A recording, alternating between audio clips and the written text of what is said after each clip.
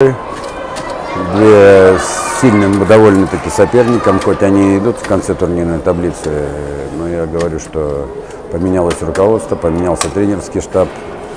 Такие тренера, которые с опытом уже, с богатым, которые смогли направить правильно команду, то есть правильный подход, похоже, у них. Ну и показали они довольно такую неплохую игру. Это хороший такой среднячок.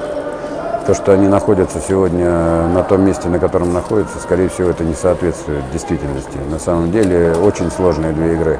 Второе, что хотела бы отметить, что проигрывали, сломали традицию, когда начинаем проигрывать, не можем достать, то есть вот, как бы один и более голов. То есть вчера отыгрались 2 гола, проигрывали, сегодня один тоже достали и выиграли. То есть дорогого стоит, ребята молодцы.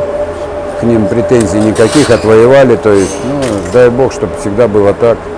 Ну и хотел бы сказать огромное спасибо зрителям, они поддерживали, подгоняли наших ребят, то есть направляли их, то есть направляли на победу, на правильные дела. Поэтому большое спасибо. Хотелось бы, чтобы приходили, побольше болели за нас, впереди плей-офф, нам очень нужна их поддержка.